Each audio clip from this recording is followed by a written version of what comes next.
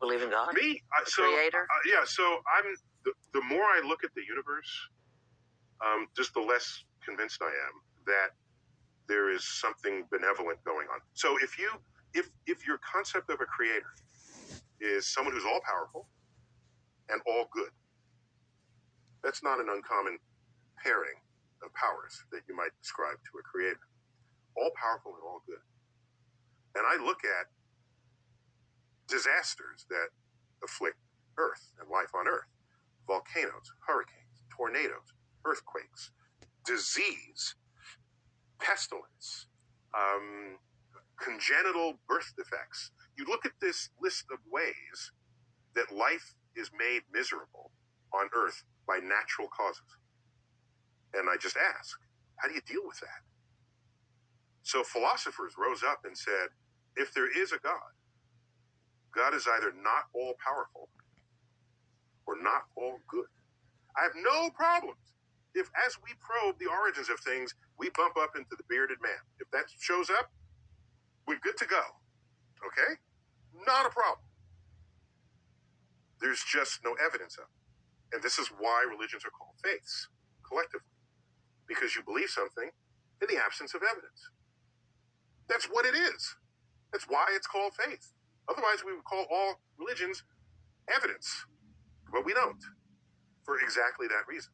So I'm given what everyone describes to be the properties that would be expressed by an all-powerful being in the gods that they worship. I look for that in the universe and I don't find it.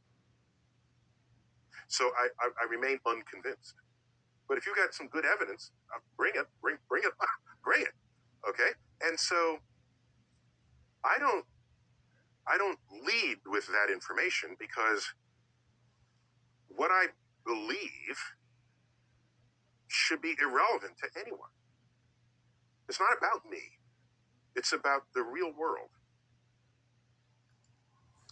1 Corinthians chapter 3, verse 18. Let no man deceive himself. If any man among you seemeth to be wise in this world, let him become a fool, that he may be wise. For the wisdom of this world is foolishness with the Most High. For it is written, he taketh the wise in their own craftiness. Ecclesiasticus, also known as Sirach, chapter 1, verse 8. There is one wise and greatly to be feared, YAHAWAH sitting upon his throne. All praise to our power, YAHAWAH by Hashem Yahushua, by Hashem Rakakwadash. Call Halayim YAHAWAH by Hashem Yahushua, by Hashem Rakakwadash. Double honor to our apostles and elders, great millstone. Peace and blessing to the elect of Israel. Shalom. YAHAWAH. He exists. He to be, he is. YAHAWAH. He exists. The very meaning of his name explains everything. He exists. YAHAWAH.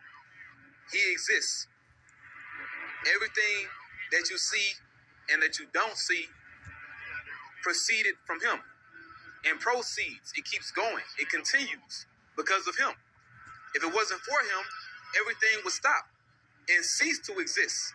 But because he is, because he to be, because he exists, everything you see exists. Because everything that you see proceeded from him and is an extension of his power. Everything that you see is a fraction of his power. A fraction of his power. And that's why a lot of you people are going to be put to death, because you seek to put the Heavenly Father into a box, seeking to understand the Most High. He's the Most High, the Most High, the highest. Okay? You can't add unto him and you can't take away from him. He is. He just is, man. Point blank, period. All right? And you're not supposed to understand that. That's why you're just supposed to fear him and do what he says to do. And we're living in the last days of Esau's empire, the last extension of Rome. Okay? The 10 toes. Okay, and America is a part of that beast system. The Heavenly Father, YAHAWAH, through his only begotten Son, Yahushua, is about to show his power, man. Okay? And the Heavenly Father, he himself created wisdom. He created wisdom. So you want to be wise, but he created wisdom. And actually, his heavenly son, his only begotten son, YAHAWAH, is a living embodiment of wisdom. He's the word. He commanded his son to create everything that you see. He himself didn't have to lift a finger. But it's still because of him, everything is. All right? 2nd Ezra chapter 8 and verse 20. O YAHAWAH, thou that dwellest in everlastingness.